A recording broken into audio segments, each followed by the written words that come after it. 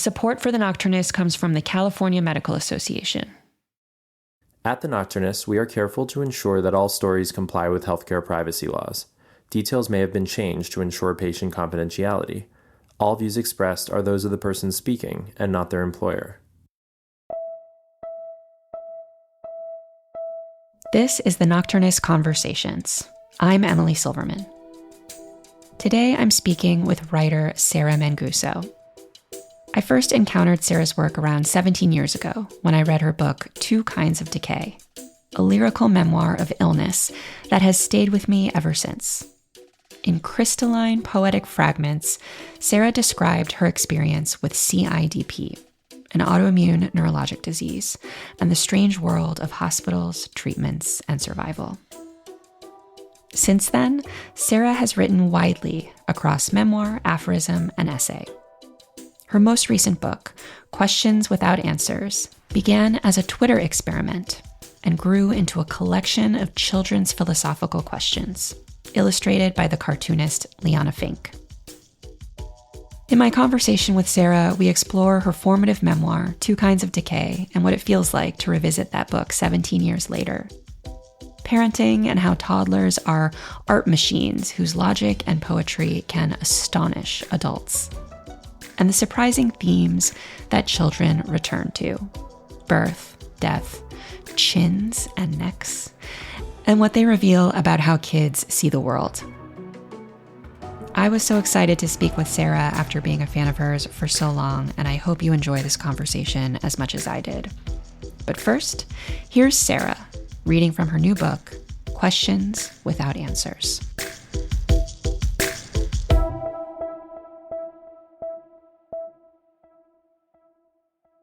In 2021, I opened a Twitter account and posted a single tweet. What's the best question a kid ever asked you? Within 24 hours, I had more than 100 questions. Within a week, I had hundreds more. I asked some famous friends to retweet the tweet. I asked everyone I knew to ask everyone they knew. I read multiple iterations of the "if God is everywhere" conundrum and multiple accusations of pregnant women having eaten their babies. But I also had the privilege of reading a lot of accidental poetry and philosophy in multiple languages. Death was a common topic. So was birth. I was surprised to receive so many questions about necks and chins. The poet Kenneth Koch, who taught at Columbia University for many years, also taught poetry to young children at New York City's PS 61 in the late 1960s. He wrote 3 books on teaching poetry to young children, including many examples of the poems that arose from his prompts. When I teach creative writing, I always bring in a few poems from his anthology, Wishes, Lies, and Dreams, and I mix them in with my more recognizable texts. I love asking with a straight face if anyone has read the work of so-and-so, and then to announce that the author was 7 years old when she wrote the poem we've just discussed. My students are impressed and a bit unnerved that they weren't able to guess the provenance of the children's poems. Very young children, younger even than Koch's elementary school students, might not be old enough to write poems themselves, but they do have access to imaginative worlds that are just as interesting and just as notable a fount of worthwhile literature. The word literature might first suggest to the lay reader a Shakespeare play or a Tolstoy novel, but I've spent much of my writing life composing and delighting in very short literary forms, among them the short poem, the very short story, and the aphorism. There's always something a bit magical about one great standalone line. The aphorist James Richardson writes, "No one will ever write a novel by accident. A poem, too, takes time. But if I say pick a word and you say one, where did it come from? You certainly don't say you wrote it or created it, more like you chose it or it chose you. One-liners must be in the middle of that spectrum." One-liners, among them the one-line questions that constitute this book, float somewhere between thinking and writing, where verbal but pre-literate young children dwell. That place is the origin of this text. My chief purpose in assembling the text of this book is to challenge the popular depiction of children as adorable idiots, instead portraying them as they are, Intelligent, intuitive, inventive, philosophical, funny. Their questions are a work of found choral philosophy, a collective subjectivity that disappears from most people's lives by kindergarten.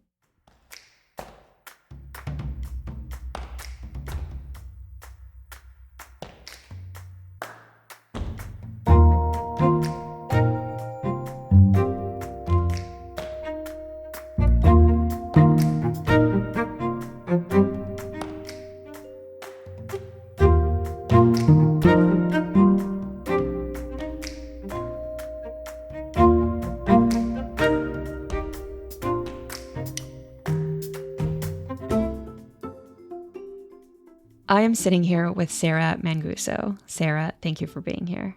Thanks so much for having me.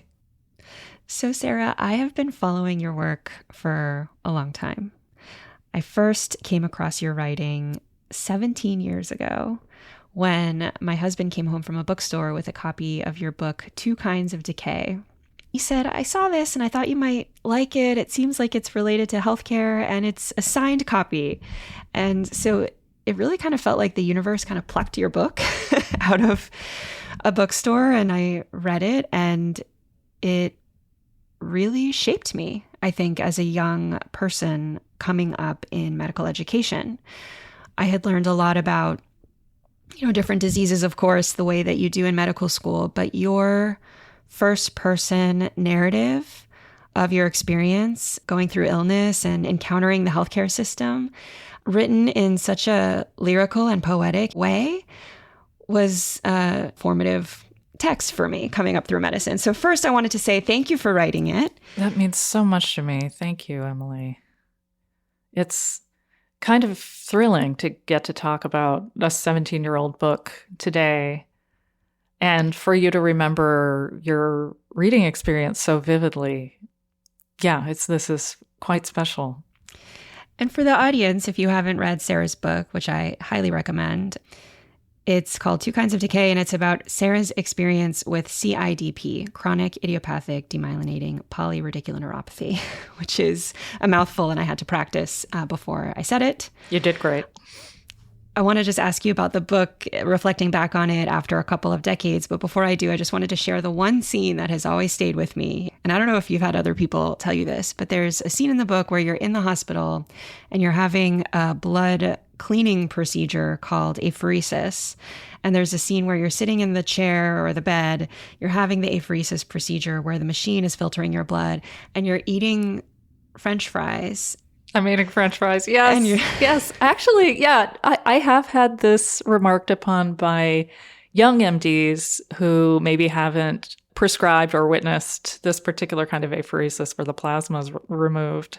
So, yeah. Oh, why don't you describe what actually happens in the scene? Yeah. So you're sitting there having the procedure, eating the French fries, and then you watch as the blood products actually get more greasy and fatty and filled with fat particles. Yeah, cloudy.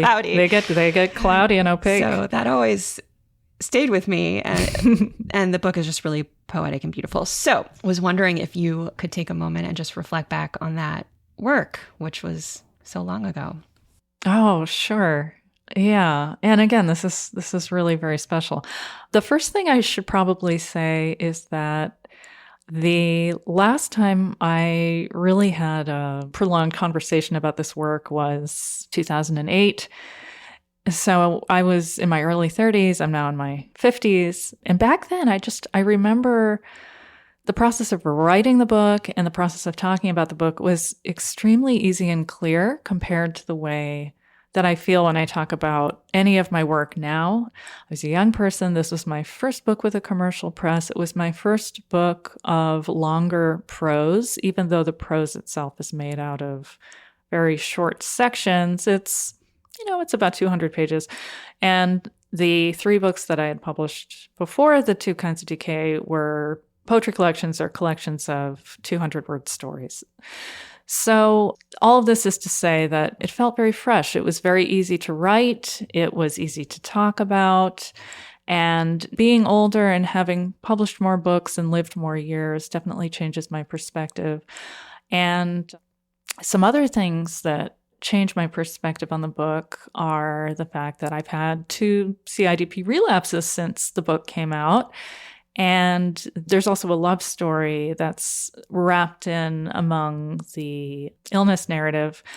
I did eventually marry the person that I wrote about and have a child with them and divorce them. So there's just like there's a lot more plot than the book depicts.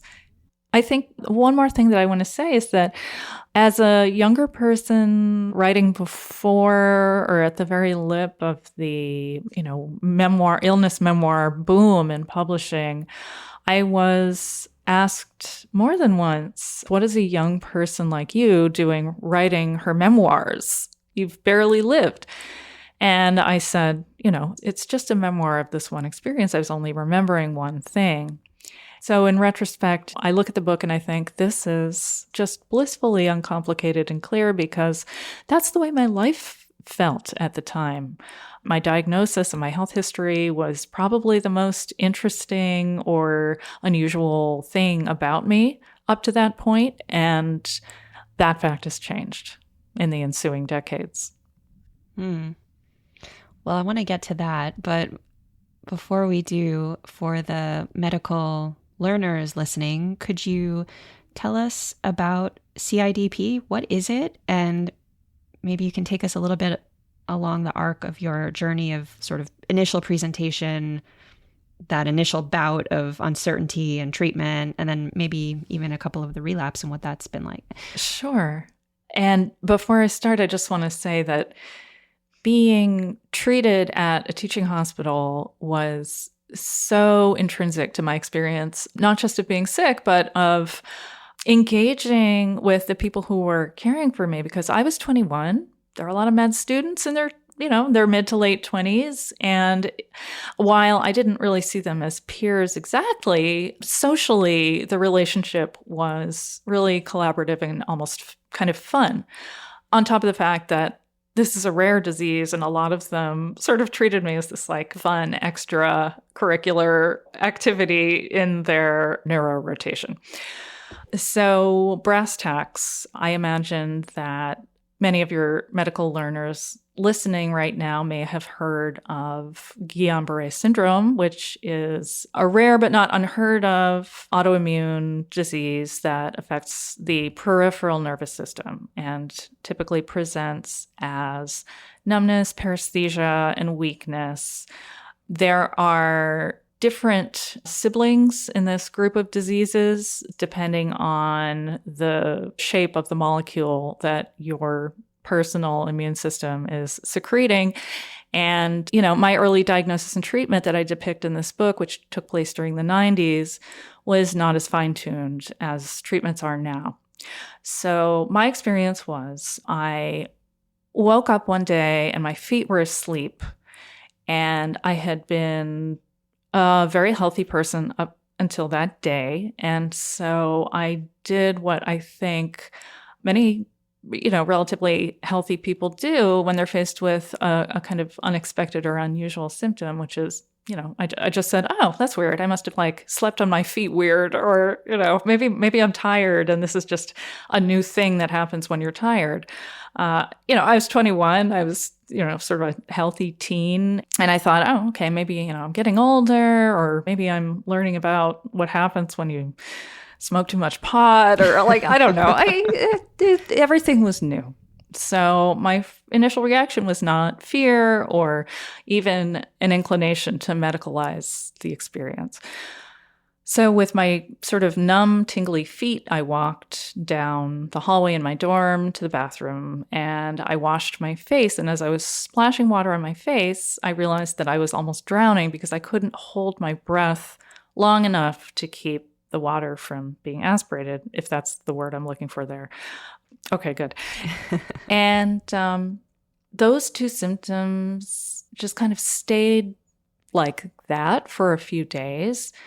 And I realized that my big muscles were getting weak. I was having trouble going up and down stairs. I was having trouble lifting things. And again, I just thought, well, these must be new symptoms of fatigue that I've never felt before, because At that point in my life, my inclination was not to go straight to, oh, I must have a rare neurological disease. So I think it was when I fell down in the courtyard at my dorm, I thought, I should probably call my parents, who lived 10 miles away. This is in Massachusetts. I'd grown up very close to Harvard, where I was an undergraduate. And I remember feeling, up until the point that I fell, I remember feeling kind of embarrassed because I felt that I looked drunk walking. I was sort of staggering around. I had foot drop. My balance was affected. My proprioception was affected. I just felt really embarrassed because it looked like I was day drunk. And so that was the presentation. I was driven to Newton Wellesley Hospital, which was a teaching hospital affiliated with Harvard. It was also where I'd been born, fun fact.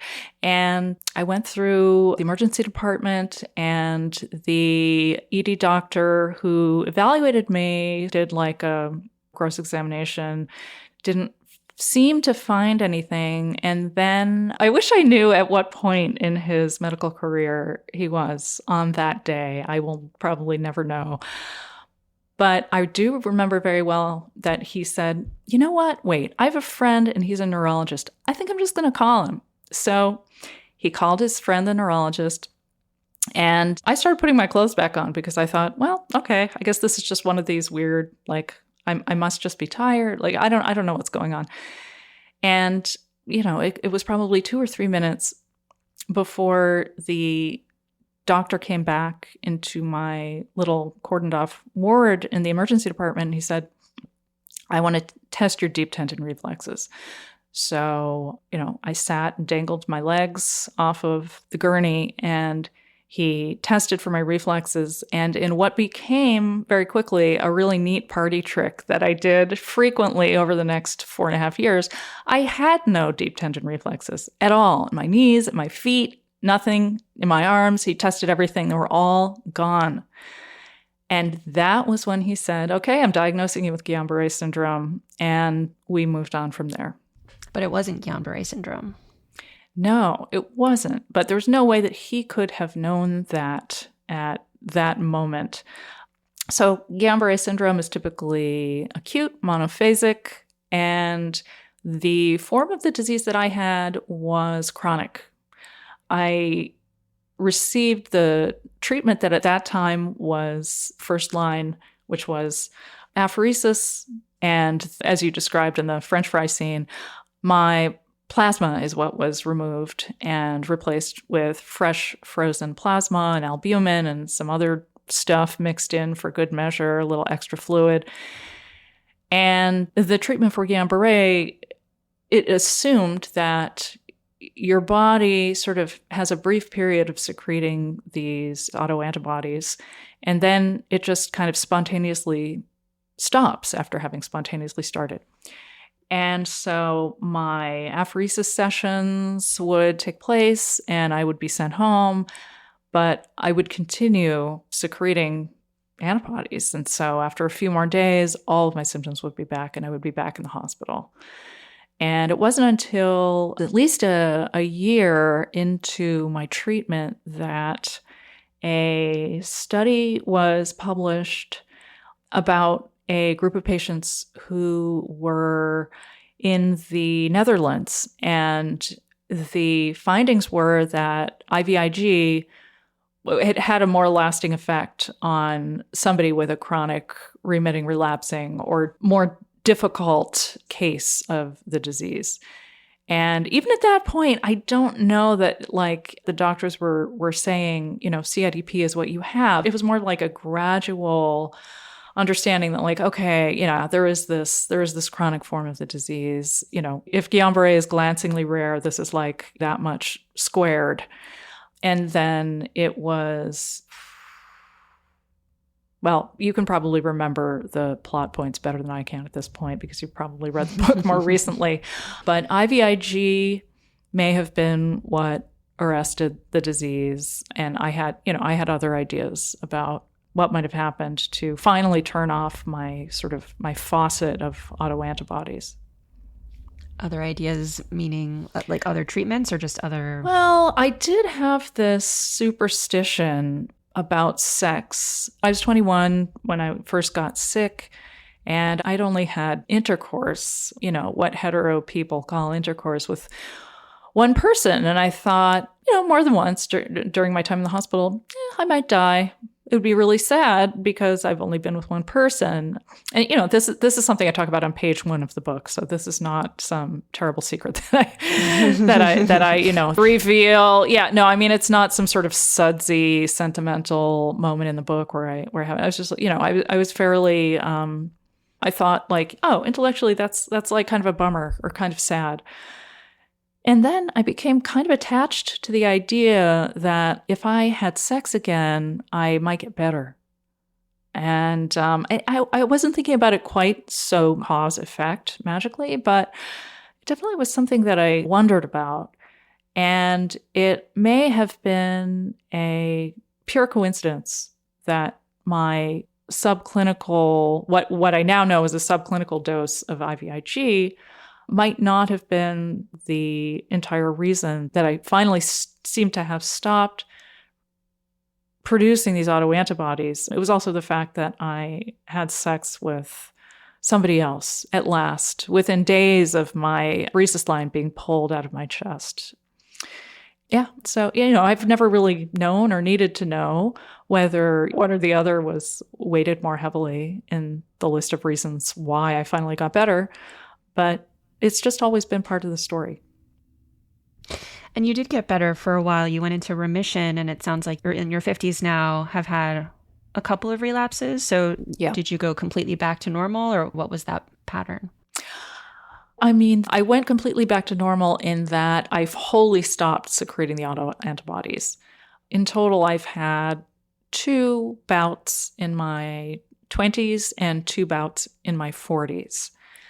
Nothing since. I recently broke my record for remission, which was 11 years. I'm 12 years now, since my most recent relapse, which is great. And at the same time, I fully expect to get it again, but it's not nearly as terrifying as it was that first time before IVIG had become, the first line treatment. And it's in my particular body, my particular case, IVIG works like magic. It really it shuts it down immediately. I love what you said about like love and sex being a part of the story and potentially playing into the way your body responds. And you said that you met someone, married them, had children with, and then had a divorce all in the last 17 years since the book came out, and was wondering if you could speak a little bit to the love story aspect of this. Oh, yeah, sure. The love story aspect did, again, seem mysterious and important. I only began writing the book after I met my future ex-husband. I was at an artist residency in New Hampshire called the McDowell. Well, at that time it was called the McDowell Colony. It's now just called McDowell.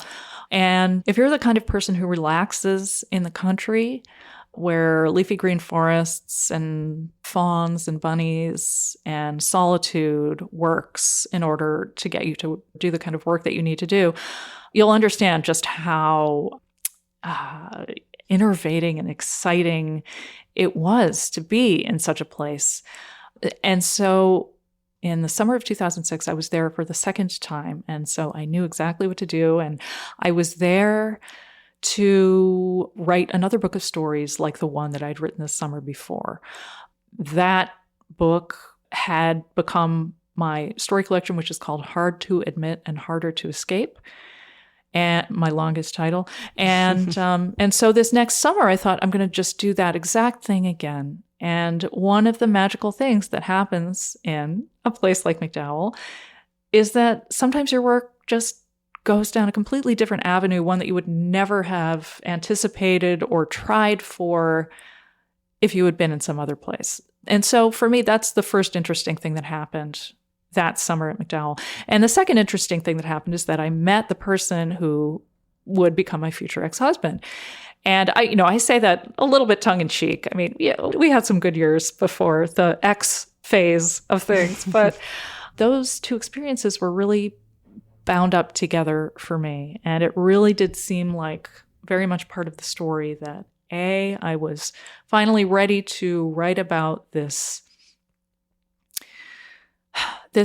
substantial part of my experience as a young person. It was the thing that everybody told me, oh, you'll have to write a book about that someday. And the more I heard that from people, the less interested I was. It just felt so obvious. Like, ugh, yes, I'm the one with the weird ass autoimmune disease. Of course, I should write a book about it. And I was just more interested in doing other things that seemed less obvious and less easy. And it may well be that finally, with this sudden intuitive understanding that it was time to write that book, combined with this sudden intuitive understanding that I had met somebody that I wanted to spend my life with, it just made the project palatable to me in a way. And so I did write about the experience of meeting this person. And yeah, we had some good years together during which I wrote other books. And also during our marriage, I had those other two relapses. So yeah.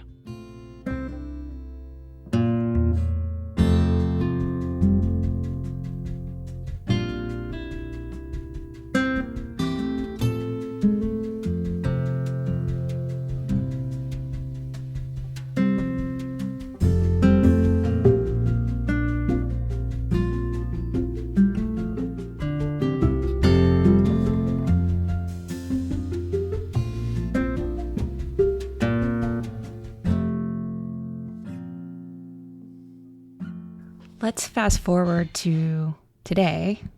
Your latest book is called Questions Without Answers, and it's a book that came out of parenthood. In the reading up top, we heard about how the impetus for the book was a social media post asking, what's the best question your child has ever asked you? So tell us about becoming a parent and then becoming a parent to this book. Oh, what a great question. Sure. So I became a parent along with the person that I met in 2006. And we went into parenthood sharing the attitude that neither one of us had ever desperately wanted to be a parent. I had never had that experience that's frequently talked about as like a sudden hormonal need to reproduce. I'd never had that.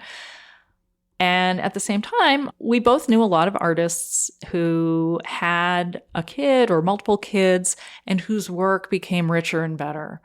And also, of course, we have lived in the human civilization where there's just a lot of evidence and self-reporting that children make your life better. And we thought, even though neither one of us is feeling that desperate, non-specific need to reproduce, we should probably have a kid because it'll make our lives better. And so we did.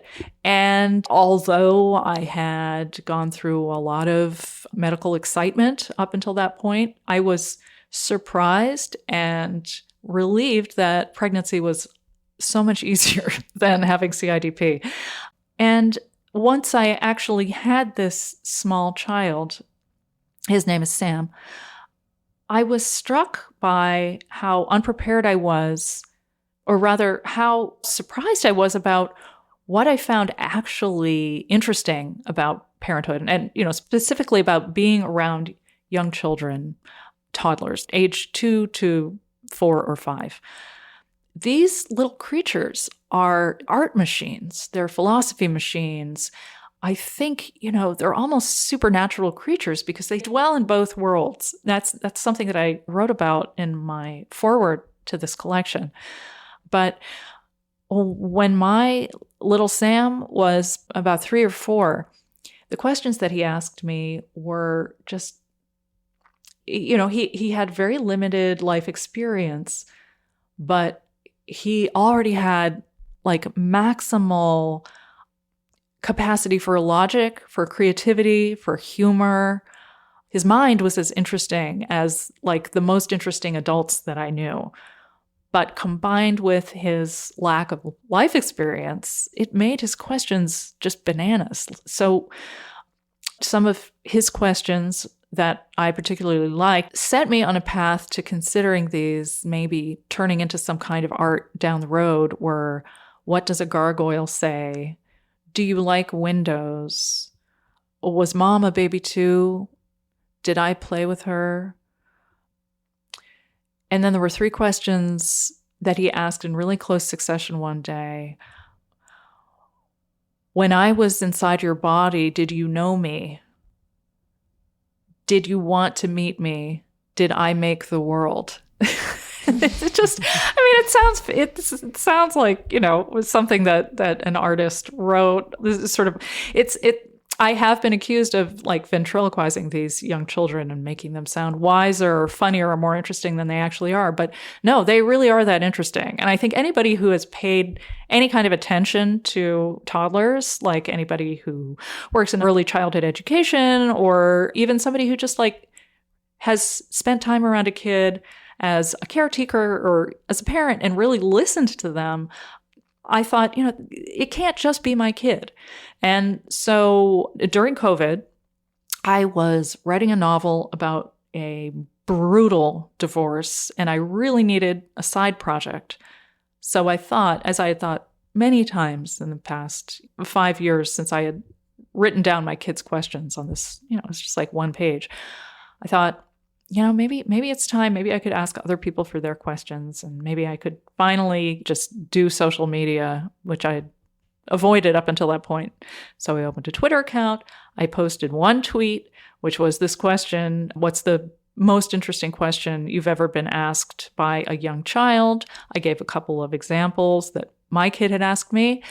And then I just laid back and let the questions come in. And it was miraculous. It was even more amazing than I had hoped. There were writers, there were journalists, there were people whose work I read and loved, sending multiple questions. And then people sent questions in French, Spanish, Dutch. Questions were coming from all over, and not understanding how algorithms worked. I thought, oh my God, this is great. I'm just going to keep getting hundreds of questions every day for the rest of my life. And this will be a book. This absolutely can be a book. Of course, my tweet was buried in a week or two. I asked a couple of famous friends to retweet it, and I got a few more, but things really started humming when I hired a research team to crowdsource questions online. There were parent groups that, one of my researchers just belonged to every parent group that you could imagine. And she was also an attorney. And so there were a lot of like specific LA area attorney mom groups. And the attorneys gave me a ton of questions. And then I had another researcher who was based in West Virginia and was a creative writing graduate student. And she was connected to all of the weird internet, or like weird social media and Reddit. And so I got a whole, the questions that my 2 researchers got for me on the internet, the Venn diagram were 2 completely separate circles. And so with their help, I eventually gathered more than 2,000 questions. And that was enough to prune it and really think about the order of the questions and how they intersected with each other. And by the time I had involved Liana Finck, the genius New Yorker cartoonist, she was my active collaborator on drawing the questions, on putting them in order. And eventually we came up with what is now the book, Questions Without Answers. The pairing of the questions with Liana's illustrations, it just takes it to a whole other level. Like I just opened the book to a random page, and the question is, what is a moment? And Liana draws a timeline with different intervals. So there's a little interval that's second, and then there's a bigger interval that's minute, and then there's an even bigger interval that says hour, and then she draws like a little cloud off to the side, off the timeline, with an arrow pointing to it that says moment. So I love this form, this, like you said, the short. I think in the very, very beginning, in the reading up top, there was a great quote you had up there, which was, "There's always something a bit magical about one great standalone line. The aphorist James Richardson writes, 'No one will ever write a novel by accident. A poem, too, takes time. But if I say, pick a word and you say one, Where did it come from? You don't say you wrote it or created it, more like you chose it or it chose you. And that's what this feels like. It feels like these questions and these illustrations, they're sort of being pulled down from somewhere. Yeah, I think you're onto something. There's a lightness about them. And for those listeners who aren't familiar with Liana Finck's work, there is a kind of apparent lightness and casualness to her work, which is actually incredibly deliberate. And I mean, I use the word genius frequently, but she's the real deal. I reached out to her because she sells custom redrawings of the cartoons that she uploads to her Instagram. And there was a really wonderful one called Women Tiptoeing Around a Man's Feelings, which I bought for myself as a divorce present. And, and I reached out to her and, I had been her fan just from seeing her work in magazines over the years. And she said that she knew my work too. And we developed an email friendship. And then she very kindly involved me in work on a project that she had been given a grant for by foundation. And so we met at a sort of mini conference in Boulder, Colorado. And I think we just worked really well together. Although whenever there's a collaboration and somebody says we worked really well together, it's like you always assume, well, this is the person who was the asshole. But we get along really well. But still, really, I didn't really come up with the magic recipe for this book all at once. It was incredibly gradual. I wrote the first questions down in about 2015, and then it wasn't until 2021 that I realized that Liana was the person to illustrate it. You said a lot of the questions were about death and birth, which isn't that surprising since those are philosophical, spiritual, liminal spaces that you could imagine a child would be curious about. But you also said that there were a surprising number of questions about necks and chins. Honestly, I couldn't believe it. What do you think about that? One very alert reader suggested that because children are, short in stature compared to adults, and they're always looking up at us, they see our necks and our chins as just visually, they're more present in their visual field. But it also might be that of all of the things on a head, everything has a really specific function. Like an eye has a really different function from an ear or a mouth or nose. And a chin, it has a name, but what is it really for? So that might be another reason why. I don't know. Or there could just be something in the kid zeitgeist, there might have been some show or some pop culture joke about chins or necks that I never heard it, and this just may be following from that kind of generational awareness of how necks and chins are weird or funny or something. But yeah, there were so many questions about necks and chins. I think there's one about a dog's chin and one about, there's a really lovely one. It's, the question is, how important are necks? Which I thought was a lovely way of asking the question. And Liana's drawing is just it's a line drawing of a face and a neck and then an arrow pointing to the neck, which, some of the drawings are really literal, which I think makes them even funnier. In fact, the UK edition of the book is not called Questions Without Answers. It's called Do Dogs Have Chins? And Other Questions. Which, it has a different emotional appeal to the original title, but it tickles me that that's the one that they chose. As we wind to a close, I was wondering if you would permit me to share with you some things that my daughter has said to me. Oh, I would love to hear them. Yes. I too have a Google Doc where I jot down some of the funniest and most interesting things. And so I picked, they're not questions per se, but I thought I would share them anyway. Oh, wonderful. Okay. So the first one is about hair. So my husband is bald. And so we learned the word bald pretty early. And one day she exclaimed, "My bald is under my hair." Oh, that's so good. Yeah. And then the next one is about death. She had a great grandpa, actually, who died. He was over 100 years old. Oh, well done. And so one day we were talking about great grandpa dying, and she got this really serious look on her face, and she gave a long monologue, and she said, "I died, and my friend Leo died, and great grandpa died, and the car seat died, and the high chair died, and the wipes died, and the elephant died." And then she goes around the room pointing, and she goes, "This and this and this and this." She says, "And they all died. All these people and all these things died. And then they put jackets in their mouths and went to sleep." And I said, "Okay, what did they see when they went to sleep? What, did they have any dreams?" And she said, "Yes, they saw astronauts and Cookie Monster."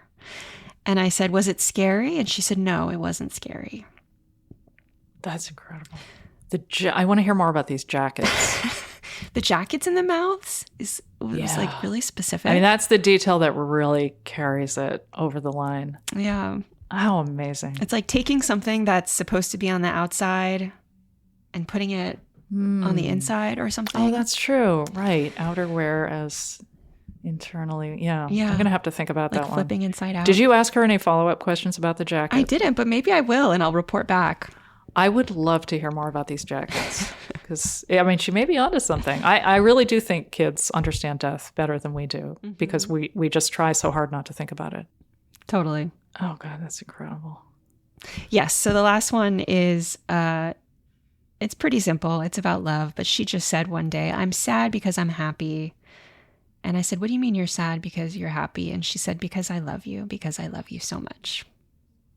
Oh, God. How do you survive something like that? That's the thing about parenting. You get a question like that, and then you get a question about poop, and then you're just talking about poop for the rest of the day. But you, the parent, will never be the same because you've heard this incredible question about, or not question, but like an educational statement about like what you do with jackets after you die. Yeah. Well, thank you for letting me share those with you. Oh, it was such a pleasure. Believe me. Yeah. And thank you for Questions Without Answers and all of your other work, but especially for me, and I think for our audience, for Two Kinds of Decay, and for coming on and speaking with me today. And is there anything you want to leave us with today? Oh, well, it was an absolute delight speaking with you.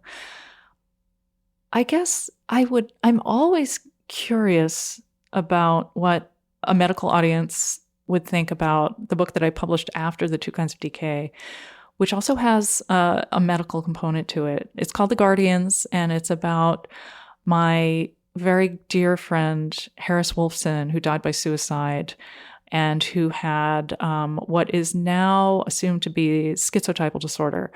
And it's not really a book about Harris per se, but it is a book about what happens to the people who are left behind after somebody dies of suicide. We'll have to add that to the list. It's a short book. So, yeah, I feel okay shilling it. You really will read it in one sitting. All right. Sarah Manguso, thank you so much for coming on the show. Thank you so much, Emily. A pleasure.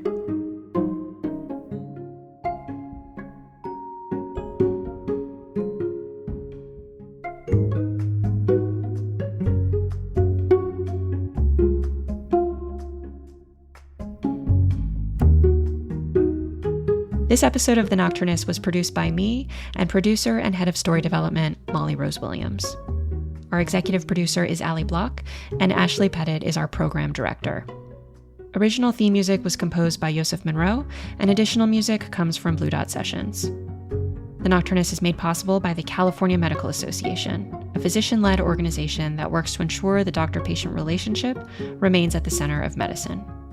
To learn more about the CMA, visit cmadocs.org. This episode of the Nocturnist Conversations is sponsored by the Physicians Foundation, which supports physician well-being, practice sustainability, and leadership in delivering high-quality, cost-efficient care. The Nocturnist is also made possible by donations from listeners like you. In fact, we recently moved over to Substack, which makes it easier than ever to support our work directly. By joining us with a donation of $2, $5, or $10 a month, you'll become an essential part of our creative community. I'm your host, Emily Silverman. See you next week.